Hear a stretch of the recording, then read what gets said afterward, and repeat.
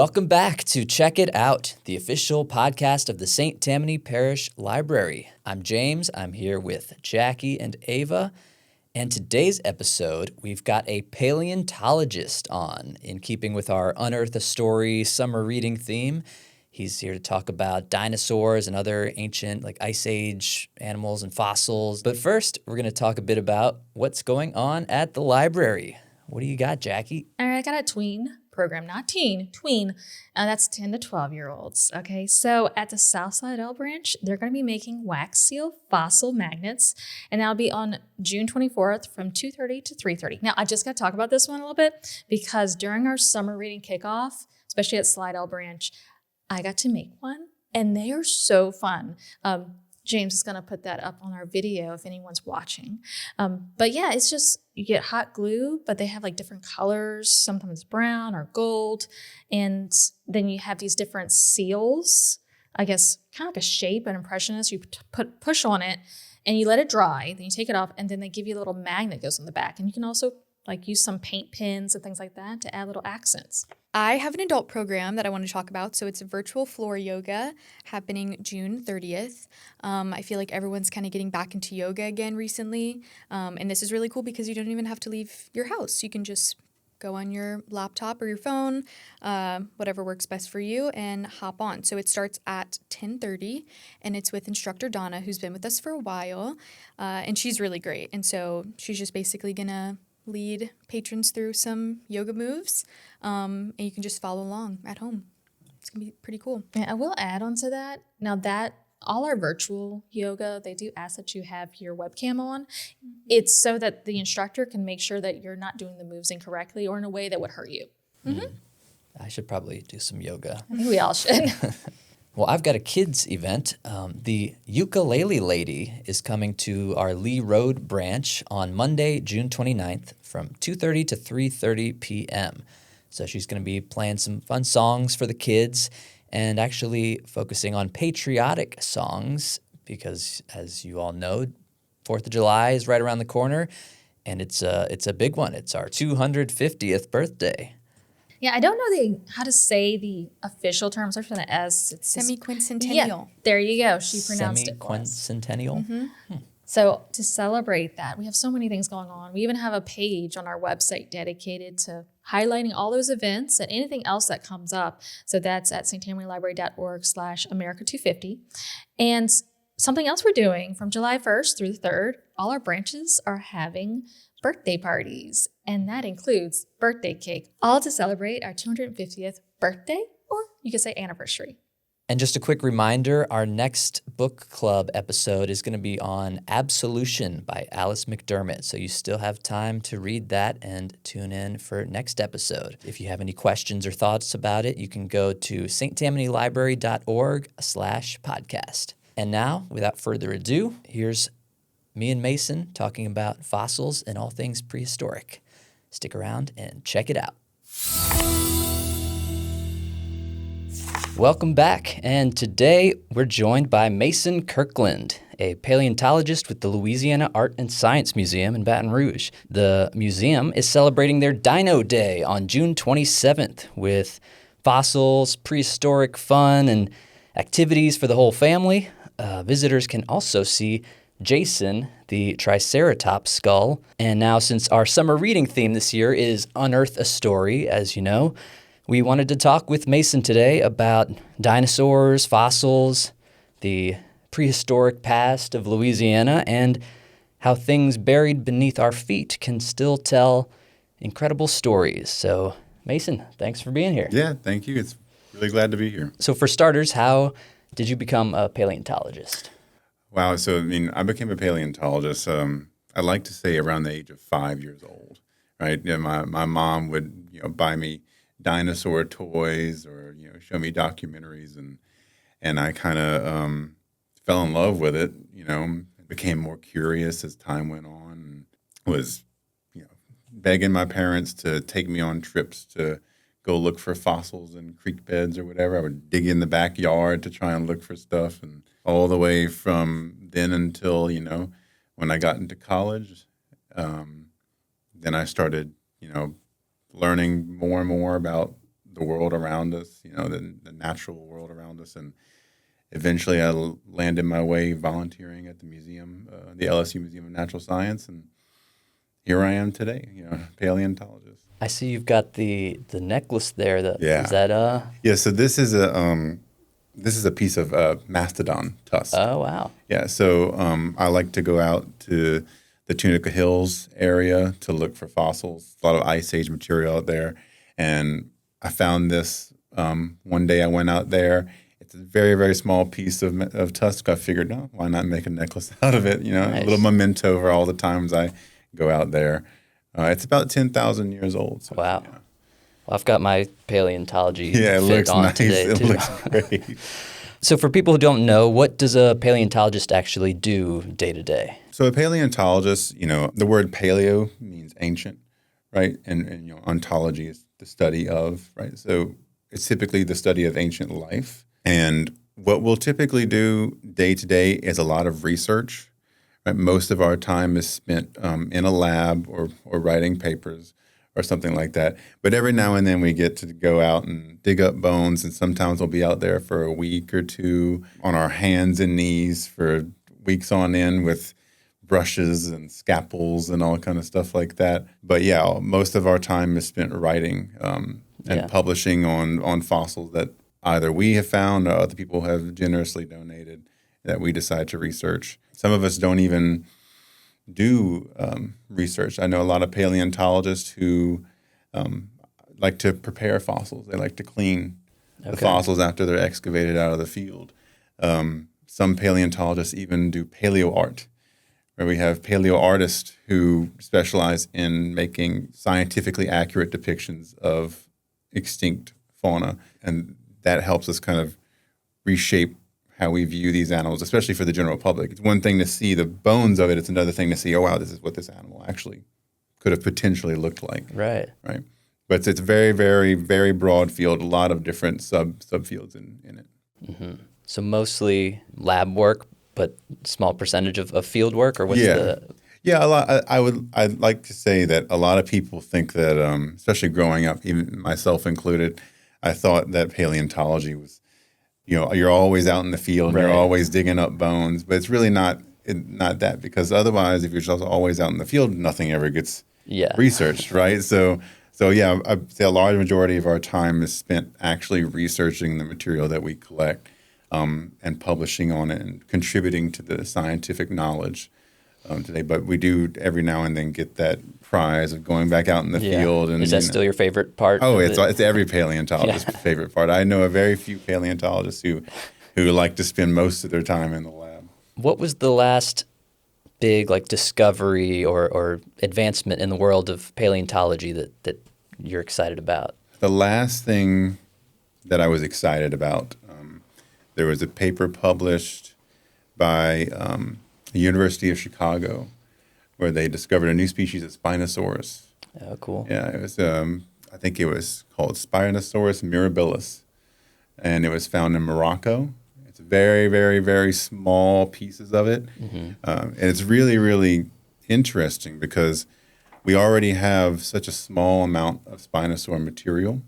Mm-hmm. It's kind of loosely associated teeth, parts of the skull, maybe a few vertebrae here and there, some ribs. But other than that, it's almost completely unknown what Spinosaurus exactly looked like, especially with the last most complete specimen that we had was bombed in World War II at the museum. So we lost a lot of data with that. Mm-hmm. But that was the most recent. It's Spinosaurus, especially if you watch Jurassic Park. Spinosaurus is that dinosaur that every kid, beyond T-Rex is fascinated with. Mm-hmm. Now, moving on to Dino Day. Yeah. June 27th. What can visitors expect at the museum? Yeah, so it'll be June 27th from 10 to 2.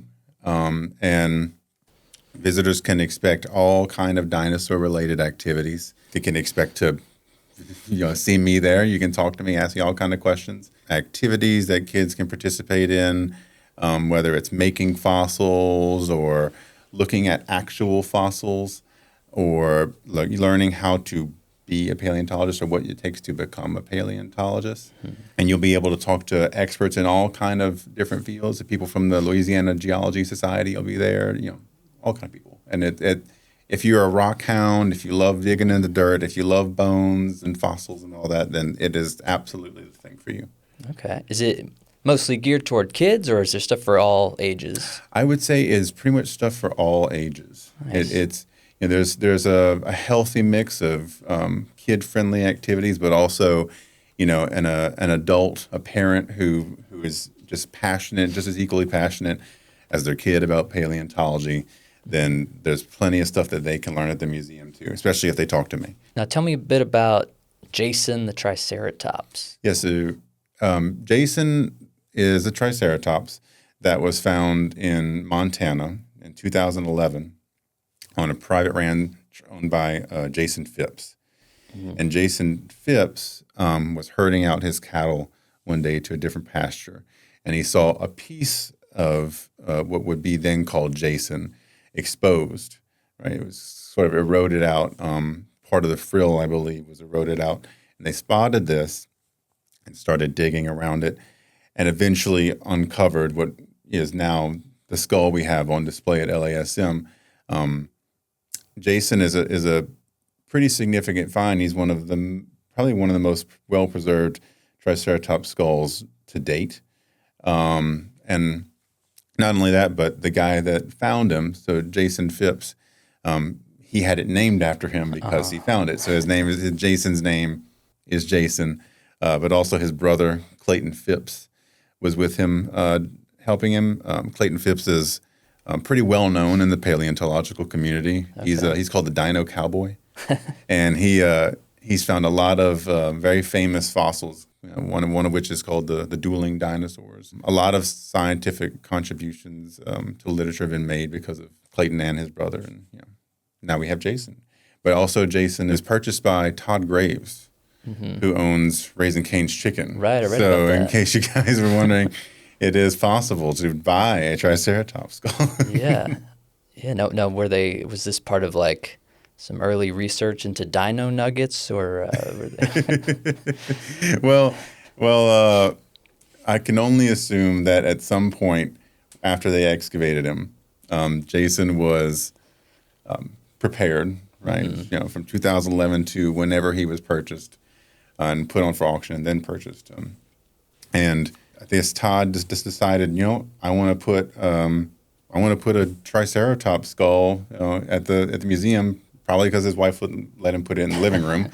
But whenever they brought it there, they had to bring it through the back doors. It was a very, very tight fit. Yeah. Yeah, and he's also not a fully grown Triceratops. Wow. He's a teenager. So So how big is it exactly? the skull alone weighs about 1,500 pounds. Wow. And the animal in life would have been about 10 feet tall and about 30 feet long. So a very, very, very big animal. But the skull alone, I would say, is about 6 foot in width. And that's a very wide skull. Big head. It's also it's probably equal to that, or if not longer in length. I read online that you were involved in discovering some mastodon remains here in Louisiana. Can you walk me through that experience? Yeah. So back in 2025, not too long ago, me and my friend James Gregory, he's the director of the Brookshire Military Museum at LSU.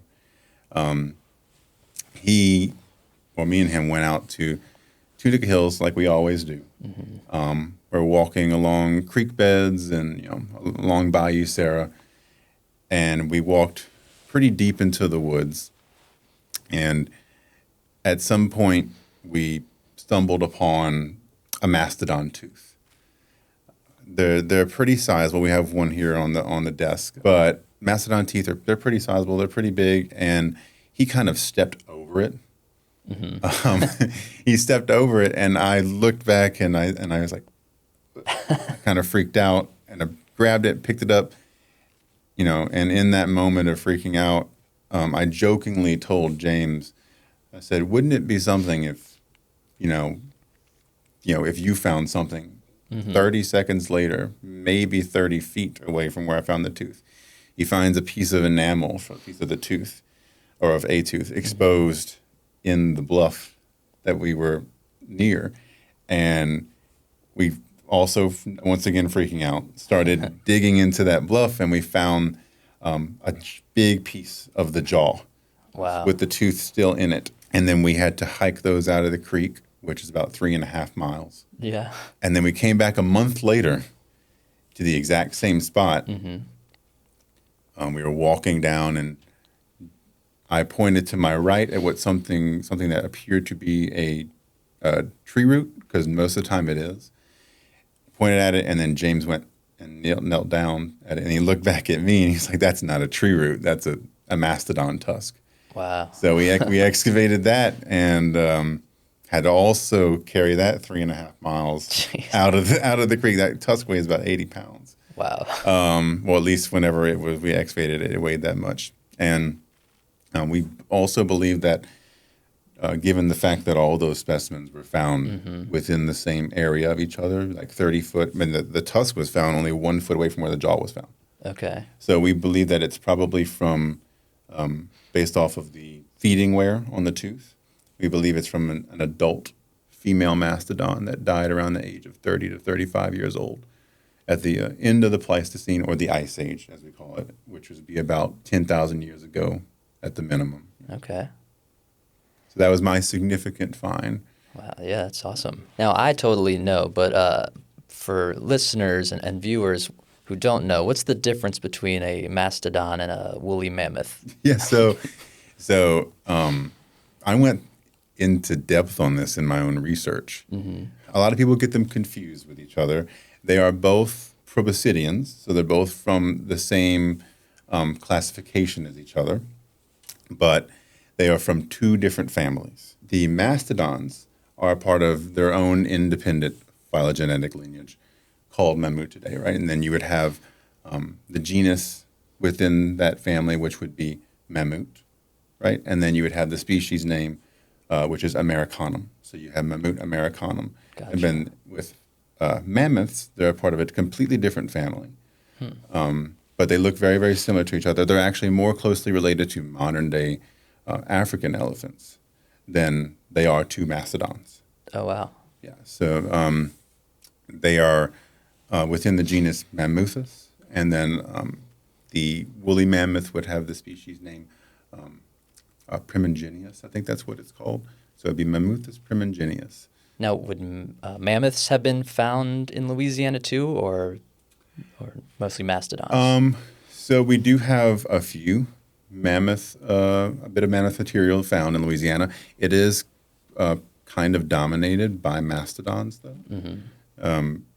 Mastodons appear to have been more in the southeast part of the United States, but also they were in the northwest.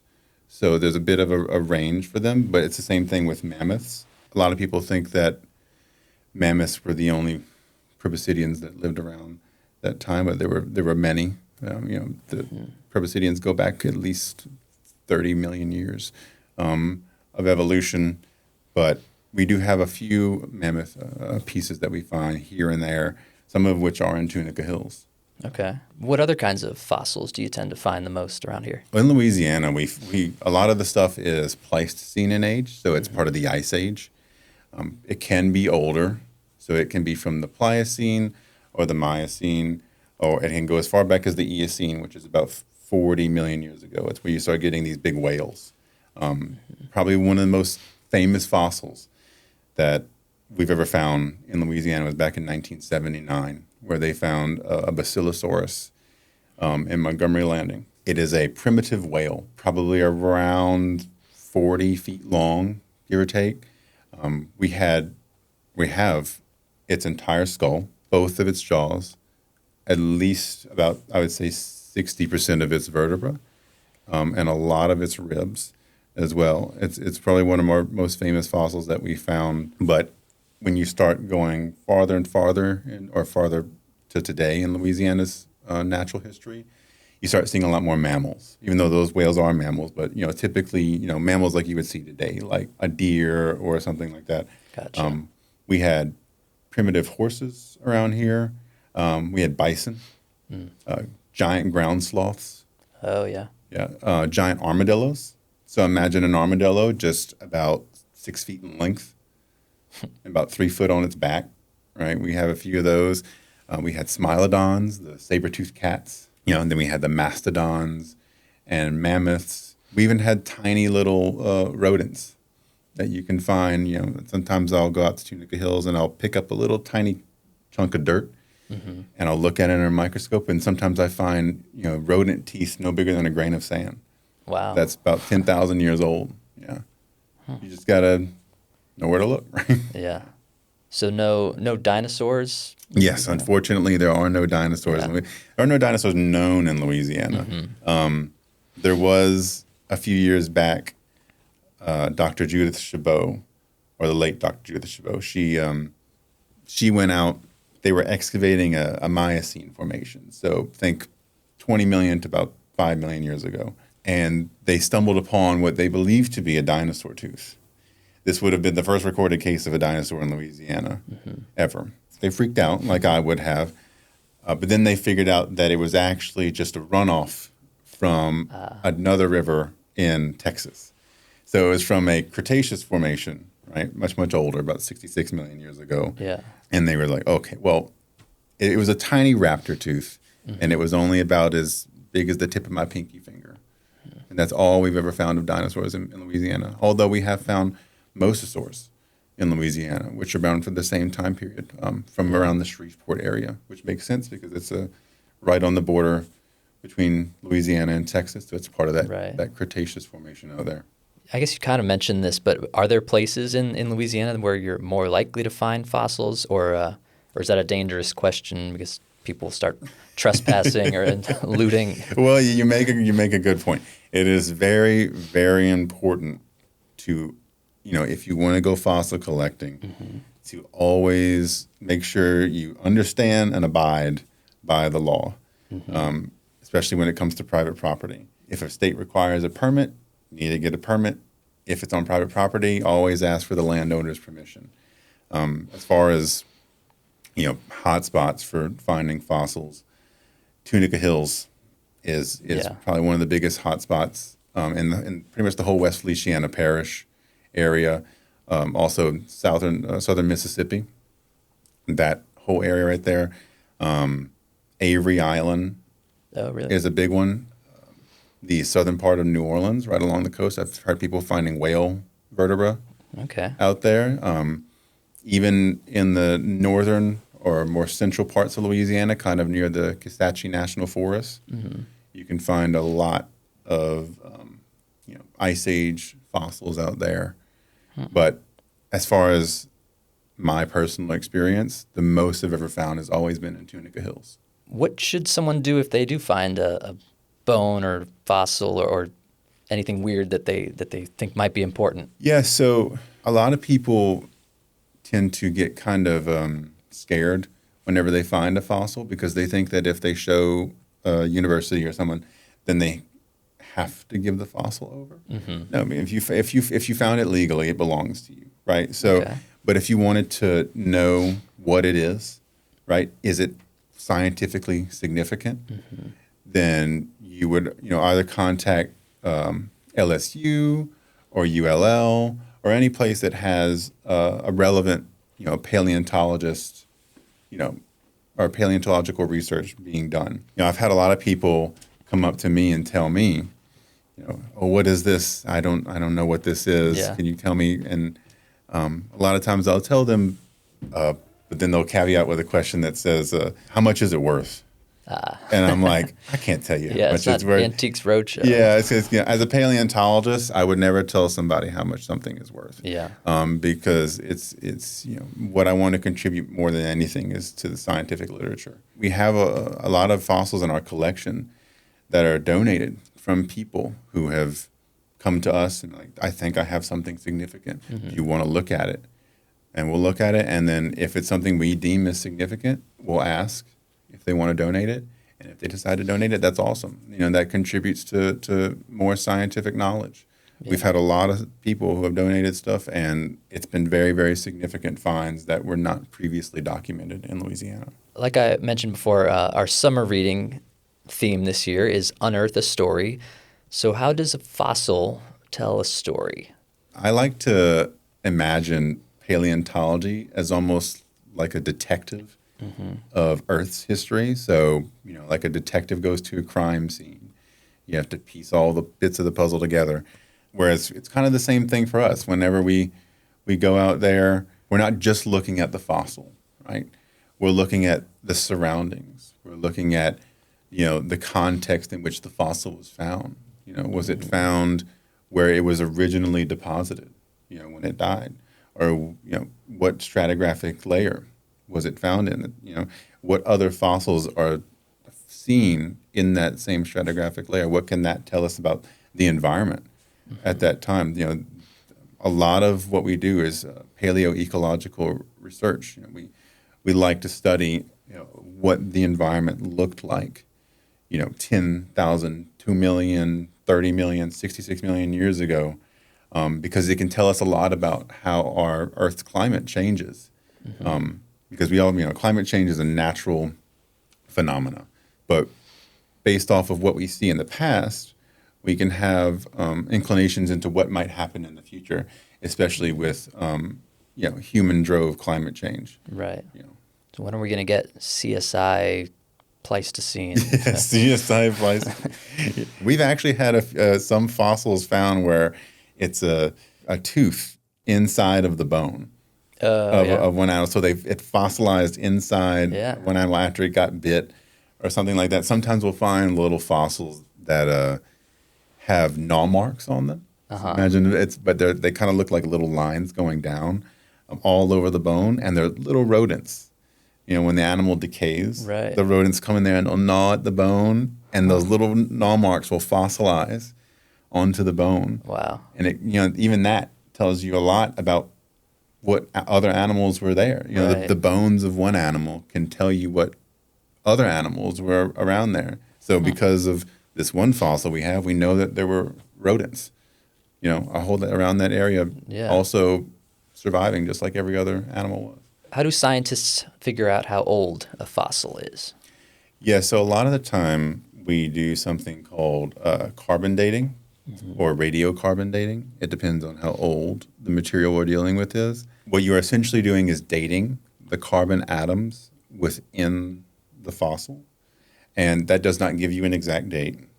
It will never give you an exact date. It will give you a range, right? So if you're pulling something out of Tunica Hills and you decide to carbon date it, you're probably going to get a date to something, around 20,000, if not older, to 10,000 years ago. It's not just based off of, carbon dating. We also know how old things are simply because of where we find them. We know that 25,000 to 27,000 years ago, there was a glacial melting that happened, and there was a lot of Ice Age silt that was deposited in Louisiana, which is where you get the bluffs in Tunica Hills from. That's all made up of Ice Age silt, and we know that is indicative of Ice Age material. So we go out there and we're expecting to find something along those lines, right? And then right below that, you get like this Miocene clay. It's very, very gray clay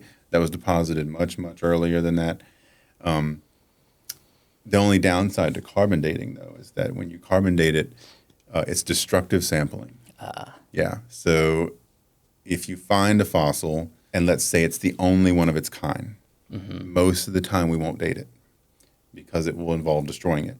Now, if we can find other fossils that were in the same layer that it was found in, this is under the assumption that it was found in situ, and then we can date those fossils. Like if they're not as rare, we can just date those fossils and then get a rough date for that fossil, because it's generally, we kind of understand that they probably died at relatively the same time. So we get that same rough estimate for a date around that time.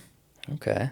Now, you mentioned that you fell in love with paleontology at a very young age. Were there any books or museums or libraries in particular that helped fuel that interest for you? I would say there probably were a few books. It's just that I was so young Yeah. that I don't remember them, right? But I'm sure they're at my parents' house somewhere stored away. Generally, any dinosaur picture book was, especially growing up, was my biggest driver into my fascination with paleontology. Just seeing these giant lizard-like animals that lived 66 million years ago Right. was insane to me.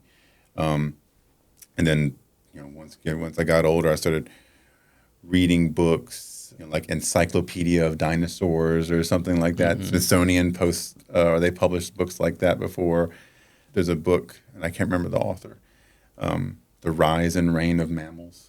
I love, and there's also The Rise and Reign of Dinosaurs. Those are some good books. I like those a lot. Yeah, but those are some books that I think definitely had a contribution into how I got into paleontology. Yeah. For kids or teens who are thinking of getting into paleontology, where should they start? First and foremost, good grades. Yeah. Always good grades. All the way from elementary school through high school. Try to maintain your good grades. Then you go to and you apply for college. You can major in typically one of three majors, biology, geology, or anthropology. Geology, we know, is study of rocks and geologic formation. Biology is study of life. Anthropology is a study of humans, but it can have some specializations in paleontology, like paleoanthropology, the study of ancient humans. And then typically, same thing with high school and before, maintain those good grades. And then most paleontologists at least have a master's degree. Yeah. So you go and you go into grad school, you get your master's degree, and if you're really feeling up to it, you go for your PhD. There's plenty of paleontologists who have a PhD. That's because most of us don't see, a lot of people when they see it, think of a PhD, think, oh, that's a lot of school. That's a lot of school to go to. But it's really not a lot of school when you love what you're doing, right? If you love what you're doing and you love reading about paleontology, you love studying bones, it never feels like school. Yeah. It always feels like you're doing what you love.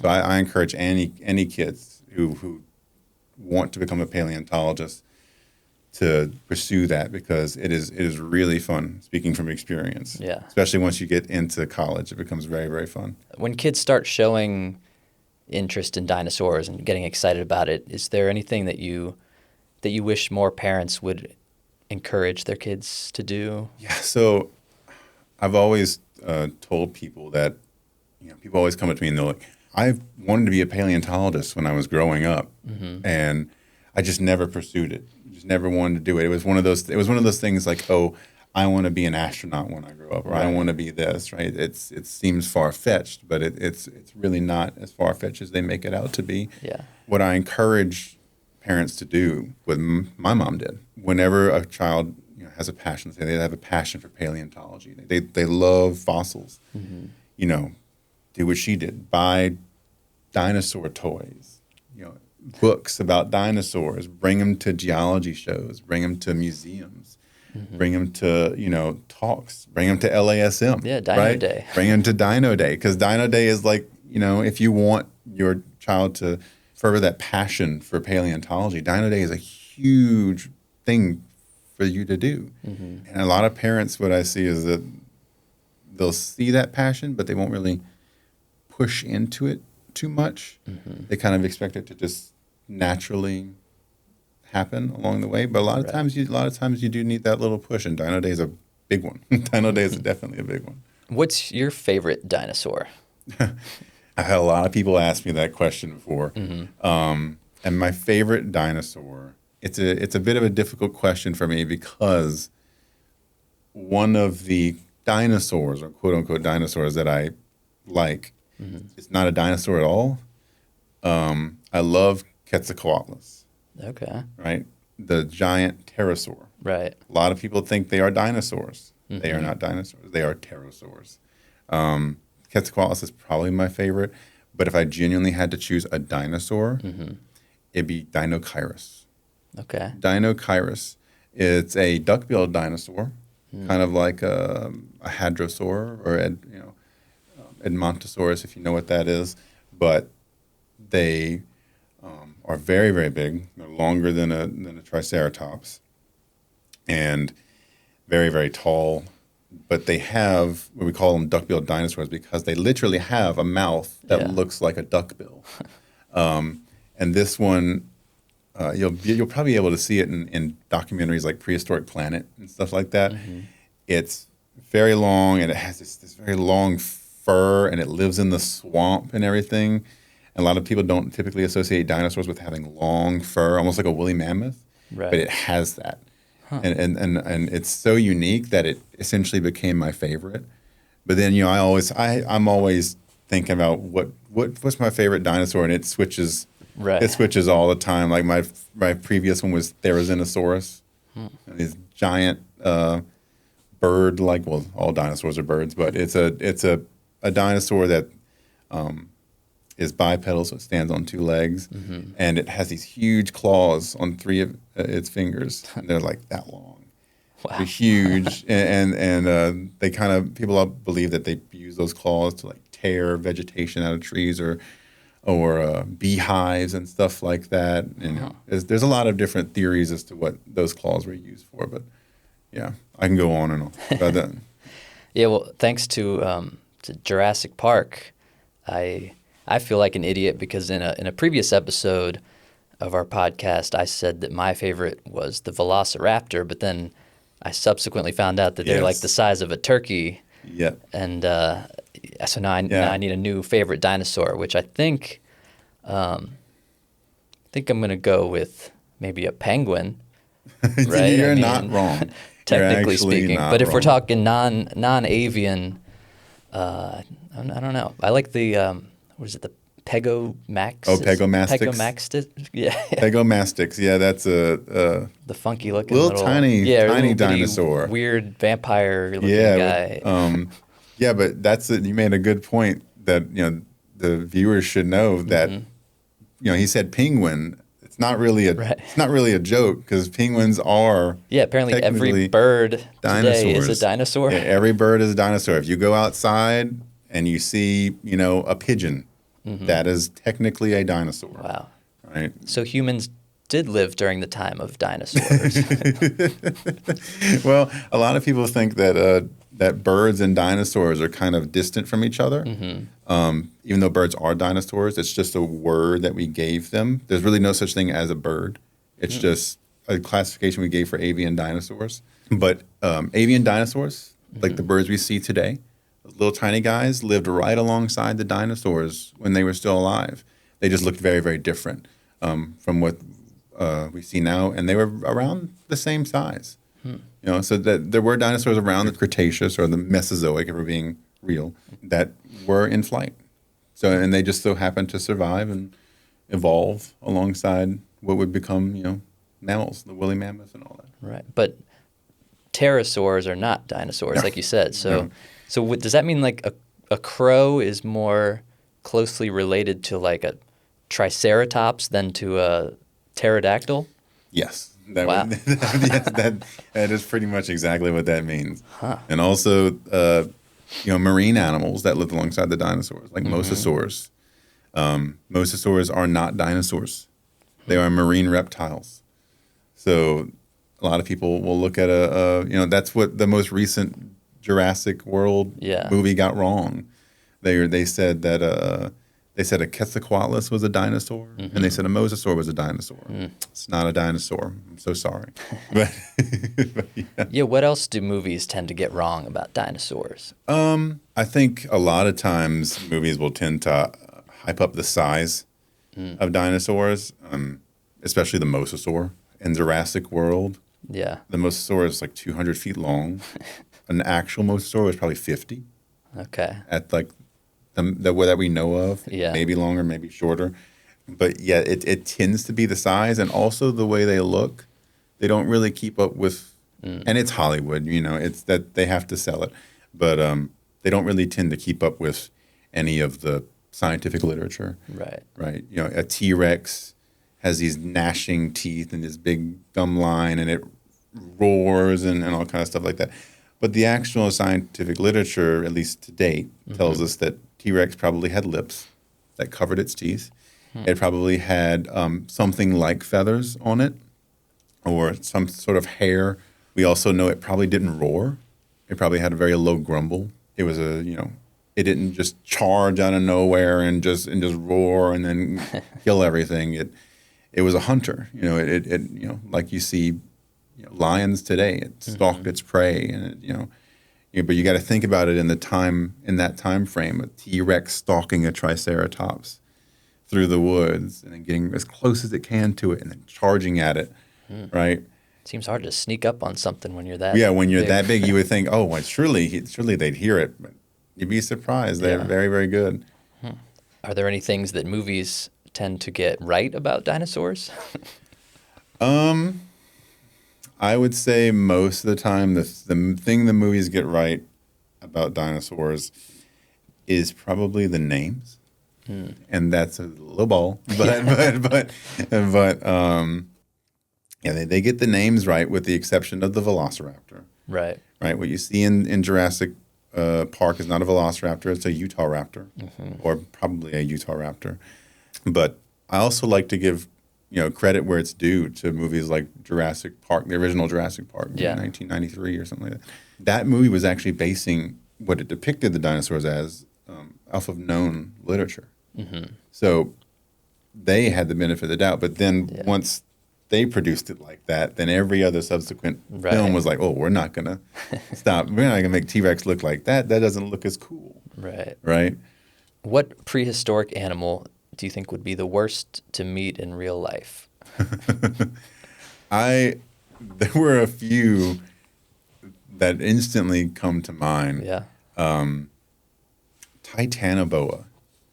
That is imagine an anaconda, but I don't even know if it's 100 feet long, but it's long. Yeah. It's like 40, 50 feet long or something. I don't know the exact length of it, but it's a giant snake that could swallow pretty much anything, especially humans, whole.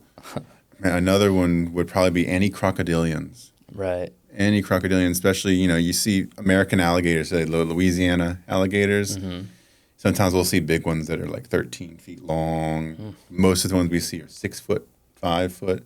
Crocodilians back then, man, there was one called Dinosuchus. So imagine a Nile crocodile, which are already like 20 feet long. Yeah. But probably about 40, 50 feet in length and probably like double the width. Yeah. Wow. A very, very big. Just waiting to ambush you in the water. Would not want to be going anywhere near the water. Yeah. Especially here, right? Especially here where, alligators and stuff like that thrive. I see you brought some stuff today. Yeah. For our audio listeners, I guess just make sure you go to our YouTube and check out. We've got some really cool looking, what do we have? Fossils. I can pull them up. Let's see. So this one is actually a mastodon tooth. Okay. So I think I have a mammoth jaw over there that has a tooth in it. I'd be able to show you the difference. One of the main differences between a mammoth and a mastodon, but I can probably just do it right here. So this is one tooth of a mastodon. It's you can see it's about the size of my head. Maybe a little bit shorter, but it's missing some of it right here. It's also missing the roots. But this was found in Tunica Hills. It's about, like I said, 20,000, 10,000 years old. Wow. And if you notice, mastodons have these cone-like teeth. And that's one of the ways that we, instantly know what this animal is, right? If we were discovering any other remains of a mastodon, we might assume that it was, with the exception of the skull, but we might assume that it's a mammoth. But the tooth alone is very, very, very unique. Mammoths have flat teeth. Okay. They have flat teeth with these kind of ridges that go side to side in them, and that's for grinding. So imagine grinding your teeth together. This one is more of It's probably not slicing, but for lack of better terms, I'll say slicing, where you have one tooth above this one, and then they kind of mesh in between these, Huh. and they kind of rotate. So if you imagine a cow jaw, Okay. where they kind of go, Yeah. they rotate their bottom jaw, and that's what you're doing right here. So when the first time people saw these teeth, they admittedly were like, "This must be a carnivore." These huge cone-like ridges. Wow, it must have eaten meat. It ate plants. It was just like an elephant that we see today. Just these very, very unique teeth. Did they have similar diets, mastodons and mammoths? Or? Yeah, so they pretty much grazed on the same thing. They're very adaptable animals. So they graze on low-lying vegetation, but they would also do what elephants do today, where they pull their trunk up to a tree and they'll pull it down and eat the leaves off of that. But yeah, no different from the diet of a mammoth or a modern day elephant. Just these very, very interesting cone-shaped teeth. Yeah. So this is a mammoth jaw, but what you're looking at is basically the chin. So this is what we in the scientific community call the mandibular symphysis. So this is the point at which the left and the right jaw attach to each other. Okay. You would have had a jaw that mirrored this one on this side. It's just broken from erosion. This is one tooth still in the jaw. It still has its roots. You might be able to see a little smidge Oh, yeah. of the roots right there. But you would have had another tooth back here and another tooth back here. So it had three teeth, and then mirrored on the top right here as well. But you can see that difference Yeah. between a mammoth and a mastodon, right? So it's very, very flat, and they have these little sideways kind of little patterns going on, and this one's very cone-like, right? But they're from the same proboscidean lineage, Okay. right? So they are cousins of each other, Right. Just like humans are cousins with chimpanzees and Neanderthals and Homo erectus and all that kind of stuff. We're all cousins of each other, but they are not a part of the exact same phylogenetic lineage, if that makes sense. Yeah. But this one is around the same age too. Also believed to have been found in Tunica Hills. So this right here is, you may be able to see it. It's kind of falling in the box, but this is a giant ground sloth claw. Oh, neat. So what you're looking at is the phalange. So this is kind of this bone right here in your finger, or you can call it finger bone if you want. Phalange is just the scientific term for it. And this is the claw core. So this is what would have been attached to this in life. Okay. And just imagine a sloth, kind of similar to what we see today of tree sloths, except these guys are not slow. They're not slow. They can run pretty fast, or we believe they can run pretty fast, and they live all their life on the ground, hence the word giant ground sloth. So they're big, and they live all their life on the ground, contrary to modern-day sloths that spend 90% of their life in the tree. But this is the claw core, and what you would have had is a nail made of keratin that would have come maybe to about here, right? Wow. And you would have had 5 of these, and they kind of would have knuckle walked, kind of like you see in a gorilla, where they knuckle walk, and the same thing with these guys. But yeah, this one is believed to be pretty old, maybe in the hundreds of thousands, just by how mineralized it is. It's Yeah. very, very. It's why it's under glass. It's a very, very, very mineralized fossil.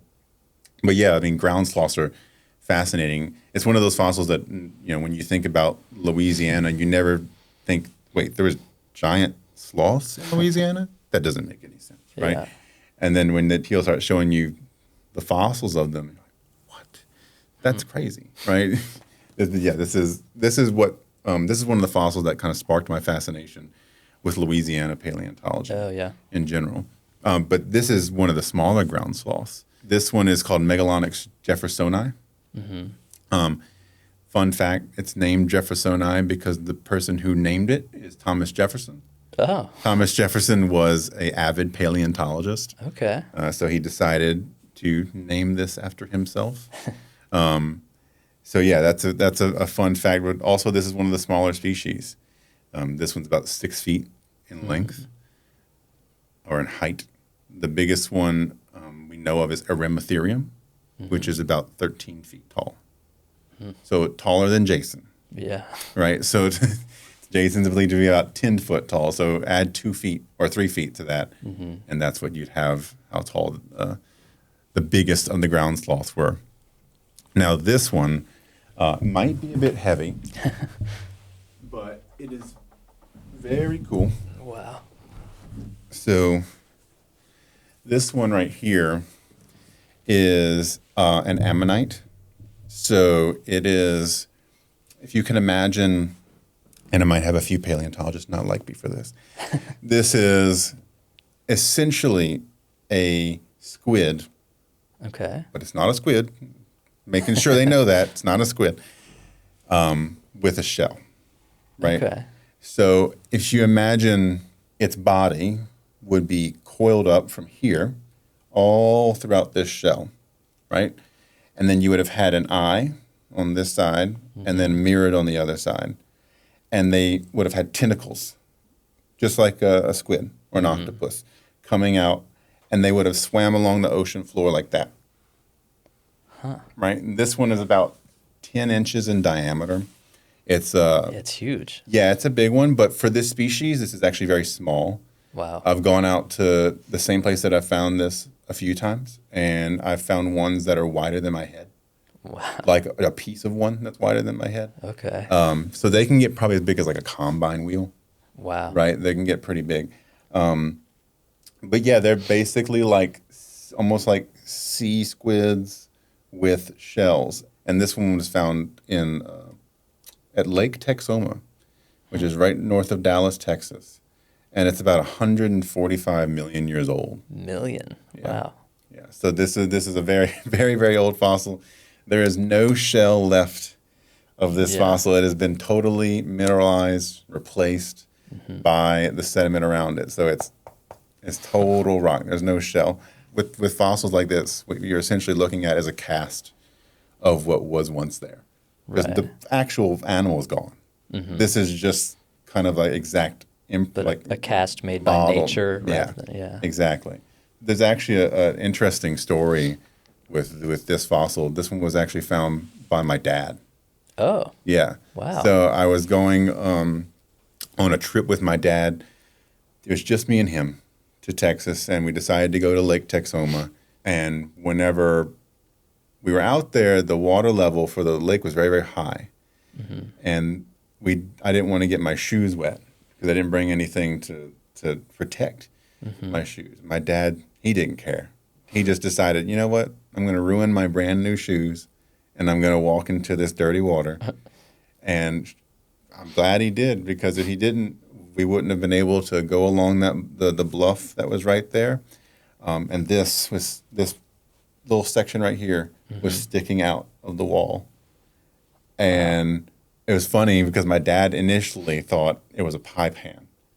And I said, why would a pie pan would not be, it would not be there. And then we slowly began to excavate it. This is the original rock that it was found in. So I excavated 5 inches from the bottom, from the sides, and from the top. And then I used what we call a pneumatic air scribe. And I chipped away at the dirt. It's kind of like a mini jackhammer. And you just chip away at the rock slowly, and then I eventually got it down to here, and then I kind of stained it with wax to make it look different from the rock that it was found in. But yeah, this is by far the most complete one that I have ever, and I just like that it has a pretty sentimental factor behind it, especially since my dad found it. Yeah. Yeah, it's beautiful. Yeah. Is that the oldest one you have today? It is the oldest one I have today, but it is not the oldest one I have in general. The oldest fossil I have in general is a stromatolite. Okay. And a stromatolite is, if you imagine a bunch of microorganisms, you can't see them without a microscope, kind of piling on top of a rock, and they die. And then they're replaced by the minerals in whatever stream or lake that they happen to be in. And then a new set of microorganisms goes on top of the rock. They die, and then they're replaced.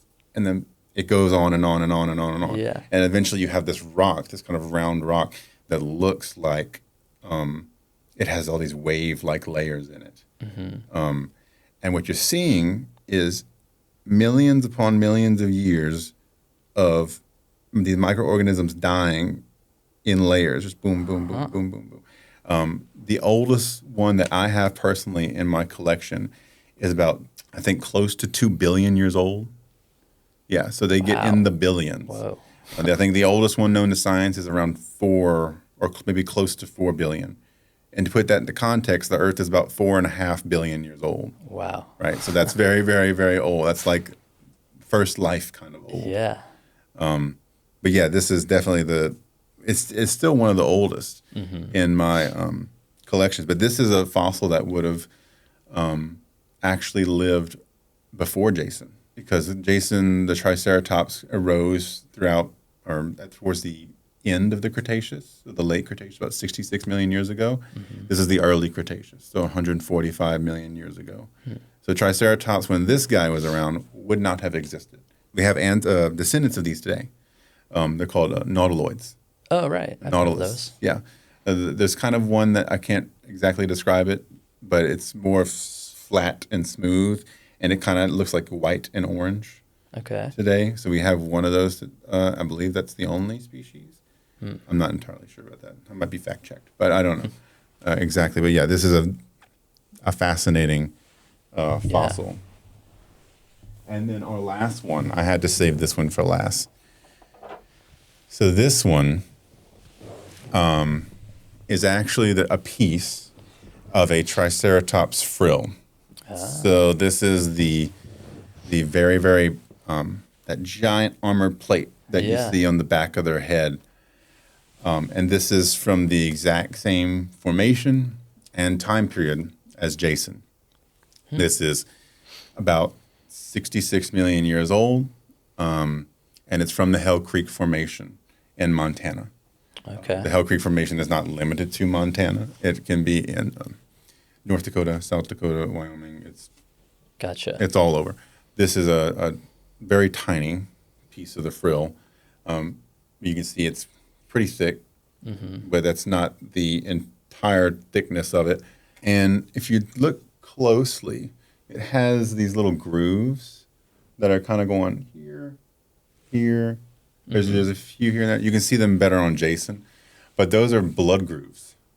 So those are where the blood would have circulated into the frill, because you got to remember that the frill is a part of the skull, right? It's not just this big bone plate on the back of its head. It is the skull, right? Okay. And it requires blood to be circulated through it in order to survive, in order to have that strong bone, because bone can't survive without blood circulating through it. But this, finding blood grooves in frill sections like this was actually one of the ways that scientists were led to believe or hypothesized that ceratopsians like Triceratops or Torosaurus or any other Triceratopsian with these huge frills most likely had some sort of color all over their frill. Like Torosaurus is believed to have some sort of color on these big circular parts of its frill that we kind of speculate that it may have used for mating displays. Like a peacock? Yeah. It may have used for mating displays. It may have used to intimidate other rival males. Or, like if you imagine it's the biggest frill, it's the most colorful frill, he's more likely to get a mate and all kind of stuff like that. But yeah, the blood grooves I think they're fascinating because, it just shows, 66 million years ago, this animal was alive and there was blood flowing through these grooves. And then come 66 million years later, a little Homo sapien like myself comes along and picks it up and decides this is cool, right? Right.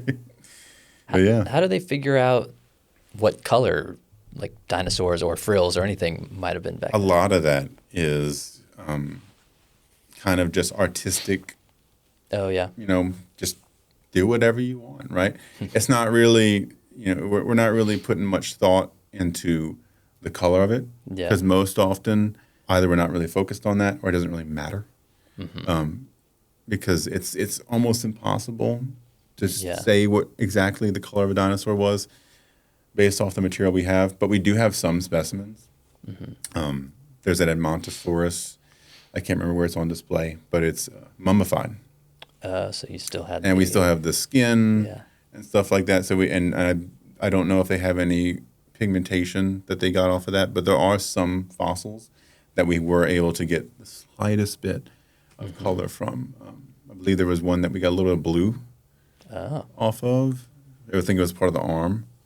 So we kind of speculate, some dinosaurs. I mean, it stands to reason, given what we see in the reptilian descendants before dinosaurs and kind of a general trend even in today, even with birds. Peacock, you say peacock. I mean, Right.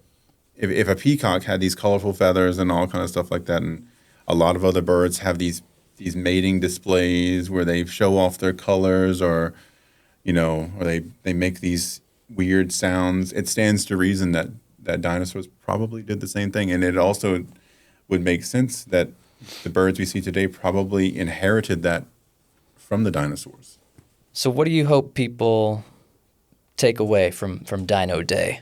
I generally hope that people leave with a sense of fascination for the field of paleontology, and really not even just paleontology, biology, geology, zoology, archaeology, whatever. Take away that fascination, and know that the field of paleontology is much more than just digging up bones, right? There's so much you could do in paleontology and so many new people that you can meet. That fascination that kids or even adults have for that, they should definitely pursue it because it's a field that once you get into it, you'll never want to leave. It's endless fun, especially for me.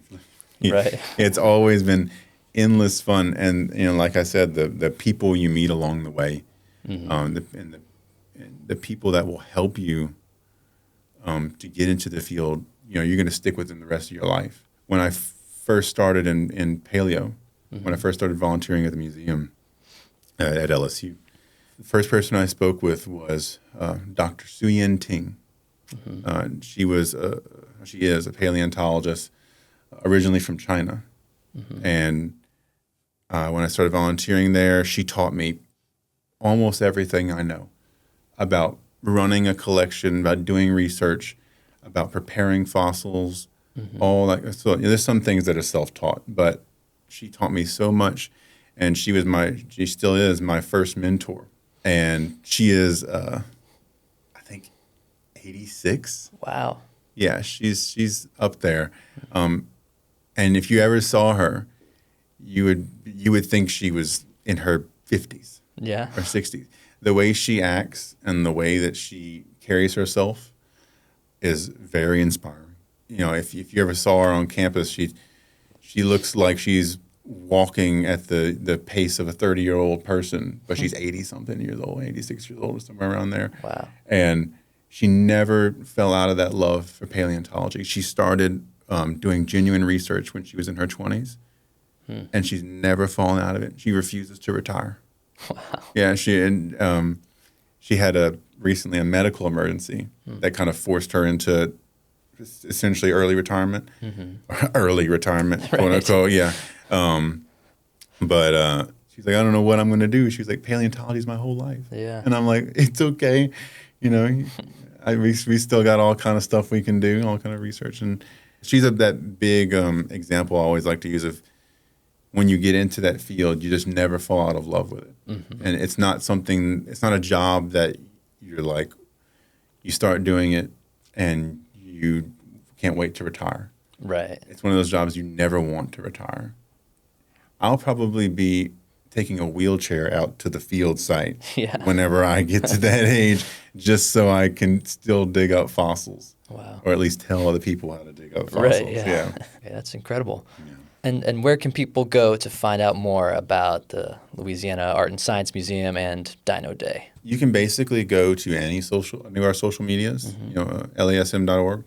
And we're on Facebook, Instagram. We're right downtown Baton Rouge, right next to the USS Kidd, or it's not there right now, but the actual USS Kidd Museum, where the big giant dome that you see is the planetarium building. But yeah, I mean, Saturday, June 27th, 10 to 2 p.m., lots of fun paleontology activities, geology, all kind of stuff for the kids to learn, even for parents to learn.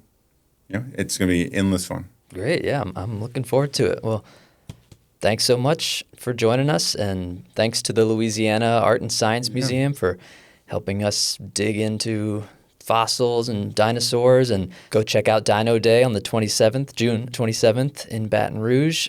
And as always, you can learn more about our summer reading challenge at sttammanylibrary.org/summerreading. Thanks so much. Thank you.